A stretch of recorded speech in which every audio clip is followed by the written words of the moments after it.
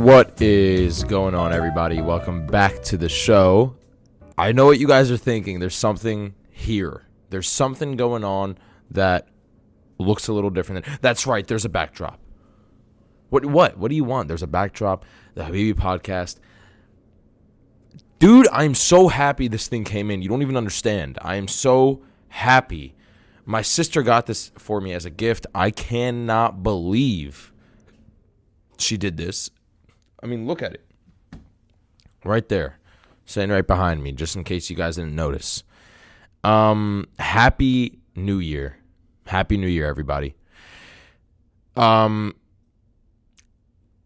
can't believe it's 2020, but also I can just because I'm like really young. So I kind of grew up with like 2010, 2011, 2012. It was not a crazy thing to me. If you were like born in the 60s and now it's 2020, yeah, I could see how you'd be like, what on earth is going on here? Oh my God. 2019 was a great year for me, guys. It was. I had my first internship. I was on the Penn State bowling team. I graduated from Penn State. I'm starting to find myself now. I'm moving to New York City on a full corporate job. Things are actually looking pretty good for me. And 2019 was kind of a year where, I'm not going to lie, I found myself. I'm going to say I found my adult self in 2019. I feel like that was the biggest year where I transitioned mentally from a child to an adult. I feel like I look at the world so much differently than I did in January of 2019.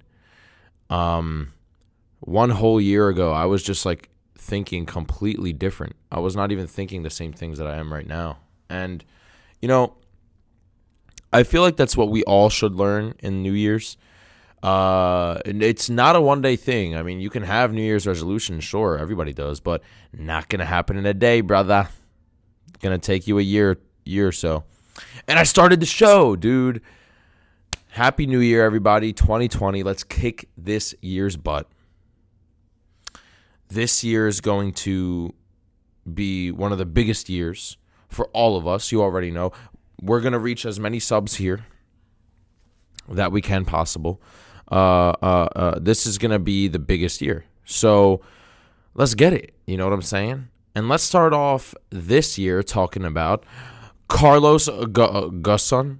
I don't know how to say his last name.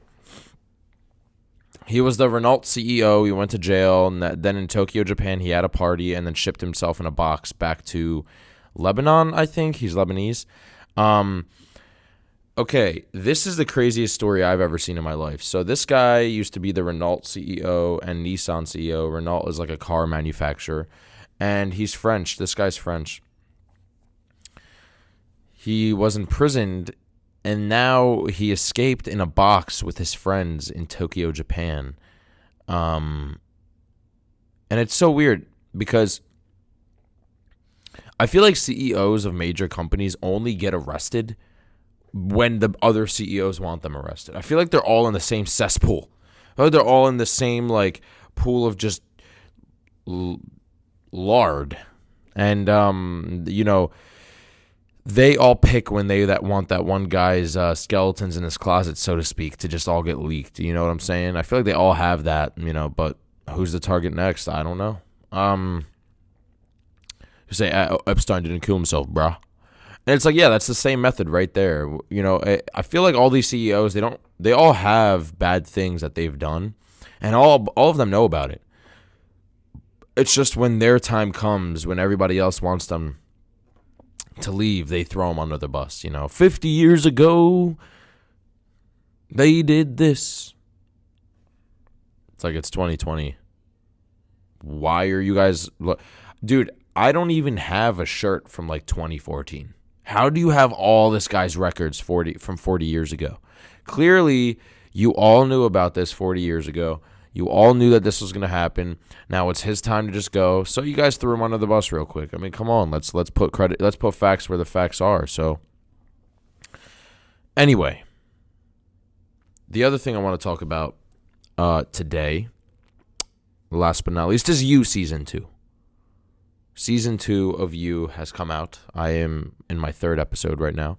I'll continue to talk about this very briefly while I'm watching the season. And Cruz D'Elia is in it. Crustdupia.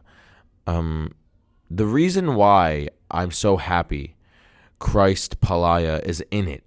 No, I'm just kidding. All right, I'm going to stop. Chris D'Elia is in the show, and I'm so happy because, I don't know, I've been a fan of Chris D'Elia for a while now, and then I found out about his podcast, and I remember I was watching his podcast before it was even visual. I was watching his podcast when there was just a blue screen on the YouTube channel, because I found out about Joe Rogan like 5 years ago, and then I also found out about Chris D'Elia at the same exact time. So it's weird to see this guy with literally the most sarcastic, just I don't really take anything seriously kind of attitude act seriously. It's like the weirdest thing I've ever seen in my life. Anytime Chris acts real genuine and serious, I get freaked out. I don't feel comfortable at all because I'm so used to this guy just being a huge ass like all the time. And then when he is not that, I am like, I want to laugh because I'm just like, oh, is he joking or is he not? And then he's like not joking, and then I'm just like, I don't know what to feel right now. Honestly, I mean, you're being a serious human like the rest of us. So weird. But anyway, You Season 2 is crazy. I love that show.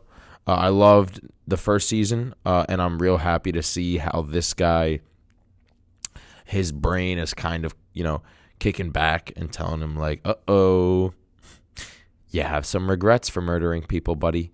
So now he's like sitting there in this loophole of just regretting his actions, which is great to me. It shows that in a way he's not a psychopath because he has empathy. And psychopaths do not have empathy. They will murder somebody and afterward just completely justify it. It's like, yep, I did it, man. She was kind of being mean to me. Anyway, tell me what you guys think. Happy New Year. Tomorrow we're uploading again about some other stuff. Like, comment, share, and subscribe, and I'll see you guys next time. Peace out.